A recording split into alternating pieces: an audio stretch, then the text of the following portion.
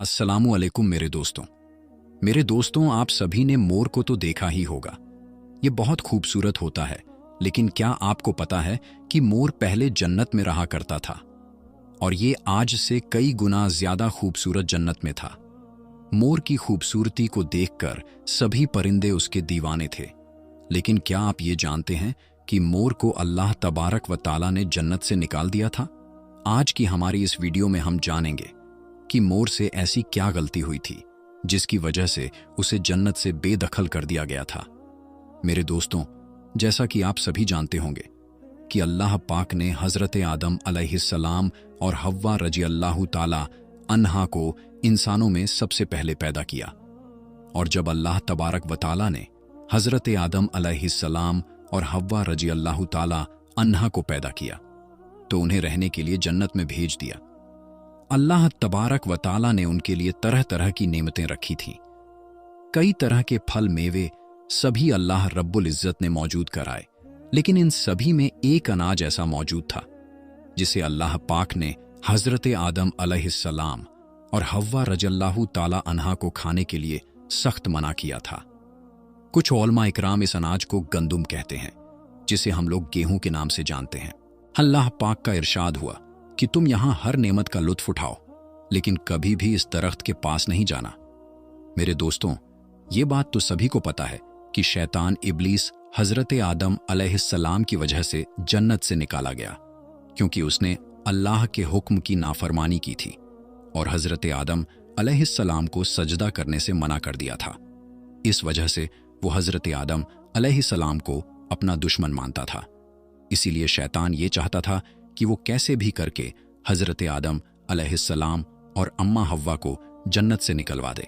जब शैतान को ये पता चला कि अल्लाह पाक ने आदम अलैहिस्सलाम और अम्मा हव्वा को जन्नत में मौजूद एक अनाज को खाने के लिए मना किया है, तो शैतान उन लोगों को किसी न किसी तरह से बेहकाने के लिए जन्नत के दरवाजे पर आकर बैठ गया और 300 साल तक इंतजार में दरवाजे पर बैठा रहा कि कोई जन्नत से बाहर आए, जिसके जरिए वो अपने इंतकाम को अंजाम दे सके, क्योंकि शैतान जन्नत के अंदर नहीं जा सकता था। मोर, जो कि जन्नत में रहने वाले तमाम परिंदों में सबसे खूबसूरत परिंदा था, एक दिन मोर जन्नत के दरवाजे के बाहर आया। जब शैतान ने मोर को देखा तो देखकर बहुत खुश हो गया। शैतान ने मोर से कहा कि तुम कौन हो? अपना तारुफ करवाते हुए मोर ने बताया कि मैं जन्नत में रहने वाला एक परिंदा मोर हूं। फिर मोर ने शैतान से पूछा कि तुम कौन हो? शैतान ने बताया, मैं अल्लाह पाक का एक नेक फरिश्ता हूं और मैं जन्नत को अंदर से देखना चाहता हूं और वहां की चीजों को अपनी आंखों से देखना चाहता हूं। क्या तुम मुझे ये सब देखने के लिए जन्नत के अंदर ले जा सकते हो? अगर तुम मुझे जन्नत के अंदर ले चलो तो मैं तुम्हें ऐसी 3 बात बताऊंगा जिससे तुम्हारी जिंदगी लंबी होगी। तुम ना तो कभी बीमार पड़ोगे, ना तुम्हें बुढ़ापा आएगा। तुम हमेशा हमेशा के लिए जन्नत के ही बन के रहोगे। ये सब सुनकर मोर के दिल में लालच आया और वो शैतान से कहता है कि मुझ में तो इतनी ताकत नहीं है कि मैं तुम्हें जन्नत के अंदर ले जा सकूं, लेकिन मेरा एक दोस्त है जिसका नाम सांप है, वो शायद तुम्हें जन्नत के अंदर ले जाने में तुम्हारी मदद कर सकता है। ये कहकर मोर सांप के पास गया और उसे सारा वाकया बताया।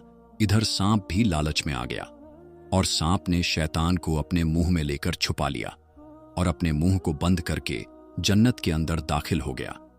जन्नत के अंदर जितने भी निगरानी रखने वाले थे, उन सभी को यह पता चल चुका था कि शैतान ये मक्कारी कर रहा है और जन्नत के अंदर दाखिल हो चुका है। साथ ही फरिश्तों को भी इस बारे में पता चल गया। फरिश्ते शैतान के पास आए और उसे निकाल ही रहे थे। तभी अल्लाह पाक का हुक्म आया कि शैतान को अभी जन्नत में ही रहने दो। शायद ऐसा इसलिए किया गया ताकि अल्लाह रब्बुल इज्जत आदम अलैहिस्सलाम का इम्तिहान ले सके। ये हुक्म सुनकर वो फरिश्ते वहीं रुक गए और शैतान को जन्नत में ही छोड़ दिया। इसके बाद शैतान आदम अलैहिस्सलाम और अम्मा हव्वा के पास आया और आकर उनसे मीठी मीठी बातें करने लगा। इस वक्त तक शैतान अपने असली रूप में नहीं था। उसकी शक्ल में काफी बदलाव था, जिसकी वजह से आदम अलैहिस्सलाम और अम्मा हव्वा उसको पहचान न सके। उसके बाद शैतान आदम अलैहिस्सलाम और अम्मा हव्वा से कहता है कि आप दोनों को जन्नत में रहता देख मुझे बहुत खुशी होती है और मैं चाहता हूं कि आप दोनों हमेशा इसी तरह जन्नत में रहते रहे। साथ ही में अगर आप मेरी एक बात मान लें तो आपको इस जन्नत की और भी नेमतें और ऐशो आराम मिलेंगे। शैतान की ये बातें सुनकर आदम अलैहिस्सलाम ने उससे पूछा कि ऐसा किस तरह हो सकता है।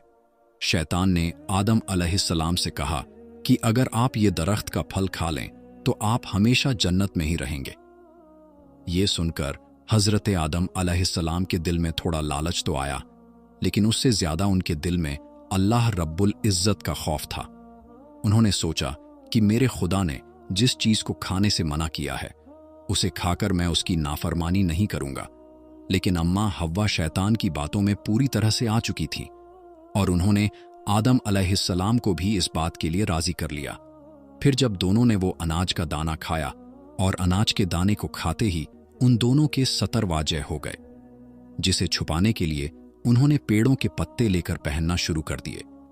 इससे पहले अम्मा हव्वा और आदम अलैहिस्सलाम के जिस्म की बनावट ऐसी थी जिसे उन्हें जन्नत में रहने में शर्म महसूस नहीं होती थी, लेकिन इस अनाज को खाने के बाद उन्हें शर्म महसूस होने लगी और तभी उन लोगों को अल्लाह पाक का खौफ आ गया और अल्लाह के डर से दोनों ही कांपने लगे। तभी अल्लाह तबारक व तआला ने फरिश्तों को हुक्म दिया कि वो अम्मा हव्वा और हजरत आदम अलैहिस्सलाम दोनों को जमीन पर भेज दे। अल्लाह तबारक व तआला ने जन्नत में आदम अलैहिस्सलाम और अम्मा हव्वा के लिए हर नेमत रखी थी, बस एक अनाज को खाने से मना किया था। लेकिन शैतान ने उनके दिल में वसवसे डालकर उनसे अल्लाह की नाफरमानी करवा दी और उन्हें जन्नत से बाहर निकलवा ही दिया। और अल्लाह पाक ने आदम अलैहिस्सलाम और अम्मा हव्वा को एक वक्त तक के लिए जमीन पर भेज दिया। अल्लाह तबारक व तआला ने आदम अलैहिस्सलाम और अम्मा हव्वा को अलग अलग जगहों पर उतारा। आदम अलैहिस्सलाम को श्रीलंका के करीब उतारा गया और अम्मा हव्वा को जद्दाह के करीब उतारा गया। कहा जाता है कि जब मोर जन्नत में रहा करता था तो उसके पैर बहुत खूबसूरत हुआ करते थे, लेकिन जब मोर अपने पैरों से चलकर शैतान को जन्नत के अंदर ले गया तो अल्लाह पाक ने उसके खूबसूरत पैर उससे छीनकर उसे भी जमीन पर पहुंचा दिया और जन्नत से निकाल दिया।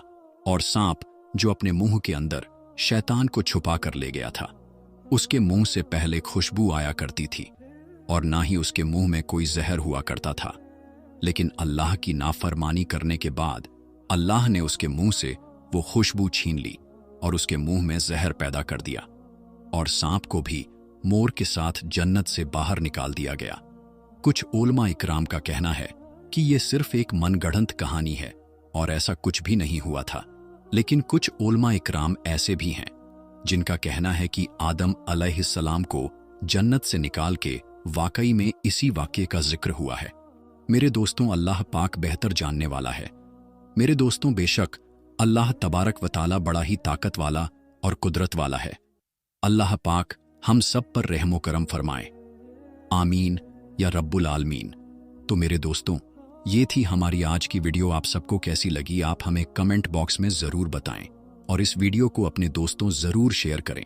तो दोस्तों, हम मिलते हैं फिर किसी नई और अच्छी वीडियो के साथ। तब तक के लिए अस्सलामु अलैकुम, अल्लाह हाफिज।